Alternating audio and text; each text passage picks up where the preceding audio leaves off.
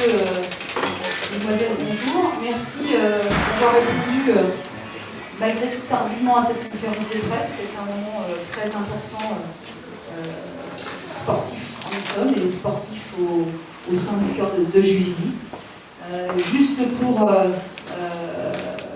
remercier déjà dans un premier temps les personnes qui sont à mes côtés, parce que ce projet, on va vous raconter, c'est un projet issu départemental, issu de la mairie et issu de Pierre Ferracci également, qui m'accompagne par la suite.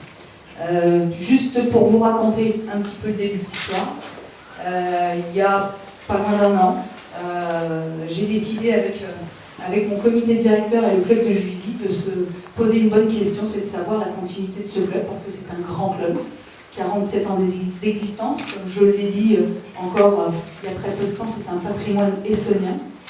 J'ai connu 3 présidents de département, 3 maires, et je suis moi-même la 3e présidente de ce club.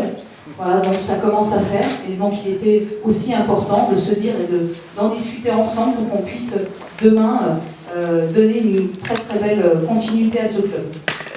Donc il y a un an, j'ai été voir le président de la fédération de football, Noël Le Graët, qui a été élu il y a encore très peu de temps, et je lui ai dit, Président, mon club ne peut plus continuer comme ça. Il faut essayer de réfléchir à une continuité pour ces jeunes filles et cette formation. Il m'a dit, écoute, je vais réfléchir.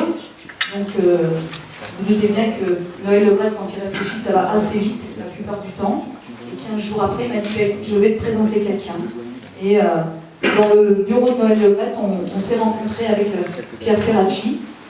Et nous avons commencé tout simplement à discuter et lui expliquer un petit peu l'histoire du club. Je crois qu'il avait déjà bien regardé comment ça se fonctionnait.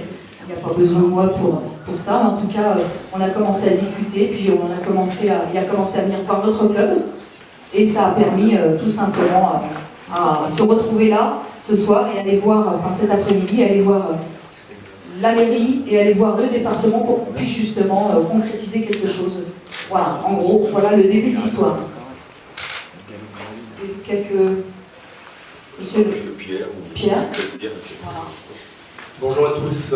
Écoutez, moi, quand Noël Le Graët, dont je rappelle qu'il a été président du Paris FC, m'a demandé de rencontrer Marie-Christine Terroni, je suis allé volontiers parce que je connaissais un petit peu l'histoire de ce club, qui avait des moyens bien plus limités que les deux gros de la division féminine, le PSG, l'Olympique Lyonnais fait des miracles depuis des années. Et puis on était nous-mêmes dans une phase de réflexion sur le développement de notre section féminine, qui a fait 2 montées au cours des 2 dernières années, enfin en partant du plus bas, donc c'est encore en 4e division.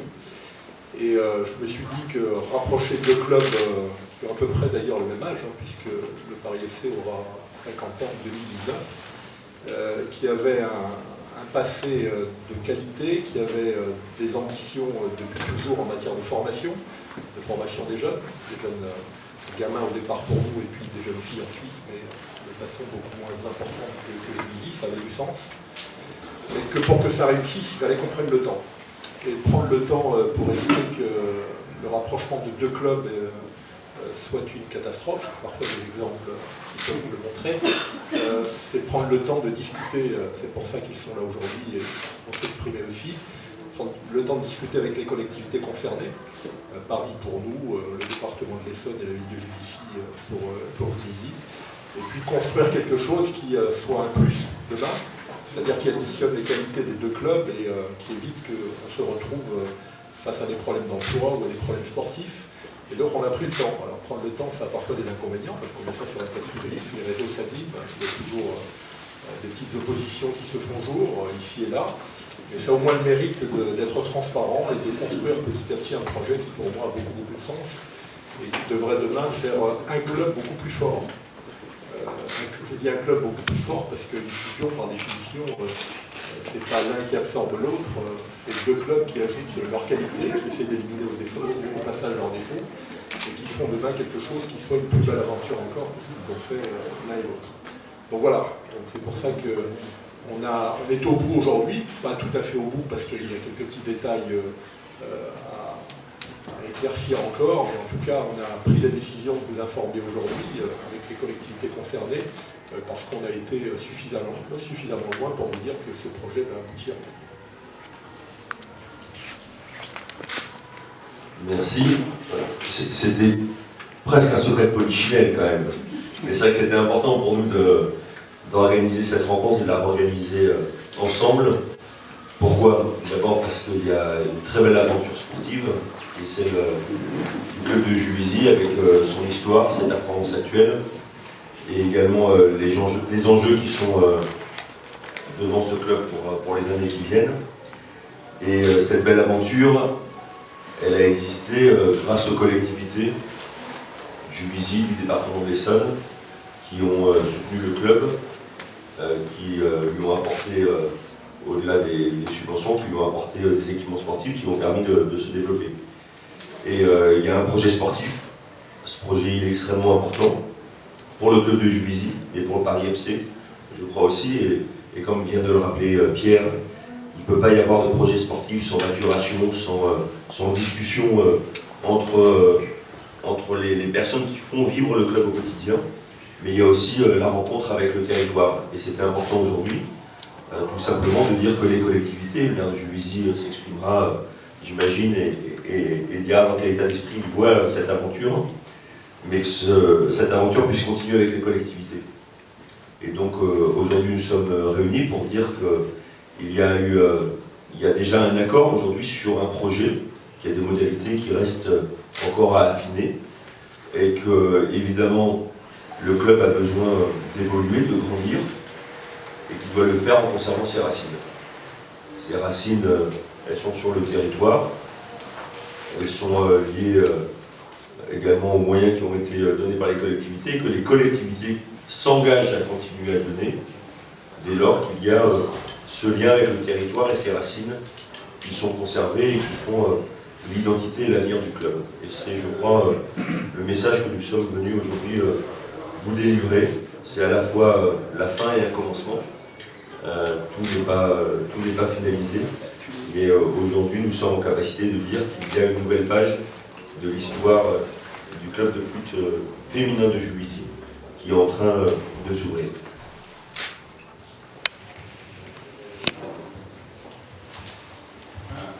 Bonjour à tous. Je suis également très heureux d'être à vos côtés cet après-midi pour ce que la ville de Juvisy voit comme une nouvelle progression. Certains pourraient penser que c'est l'aboutissement du projet d'un club qui renaîtrait d'une autre manière dans un nouveau, alors que je crois que nous sommes tous dans l'état d'esprit de la poursuite de ce qui a fait Juvisy depuis des années et des années, un club solide, porté évidemment par un projet associatif et bénévole, mais qui s'est professionnalisé et qui a su s'imposer dans les classements nationaux du football féminin. Et je m'exprime au nom de la ville que je représente, mais à titre aussi plus personnel.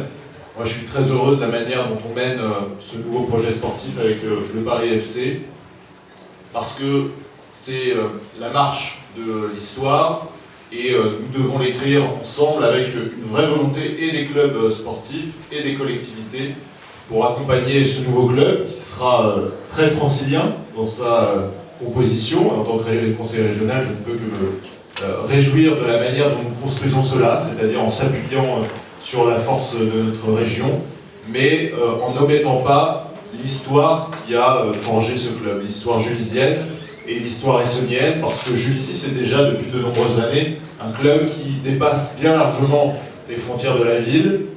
Nous jouons historiquement au stade Maquin de Viry-Châtillon, dont je salue le maire, Jean-Marie Bélin, qui est ici. Nous formons des jeunes filles à Bretigny-sur-Orge. Nous jouons nos matchs de D1 et faisons nos entraînements à Bondoufle. Il y a même eu, et encore, des entraînements sur la commune de Paris-Vieille-Poste, sur les terrains d'Orly. Je salue Pascal Picard, conseiller départemental du canton de Paris-Vieille-Poste. Donc voilà, l'histoire de Juvisy, c'est déjà une histoire en dehors de ses frontières, et le message que je voulais délivrer, c'est que la ville de Juvisy n'est pas possessive sur son club, et qu'au contraire, elle est très fière d'accompagner cette nouvelle progression et ce rayonnement de Juvisy, de l'Essonne, du Paris FC, qui demain ensemble seront plus forts pour porter un message qui est le développement d'un sport qui aujourd'hui est reconnu mixte, avec des équipes masculines, avec des équipes féminines, et qui se met en route pour affronter l'immense défi qui est devant nous, qui est la Coupe du Monde féminine de 2019, qui doit nous permettre de faire la promotion, comme l'a fait Juvisy depuis de nombreuses années, du football féminin, et qui doit nous permettre de rester solidement ancrés dans les classements nationaux, et c'est tout ce que je souhaite pour notre futur club de football.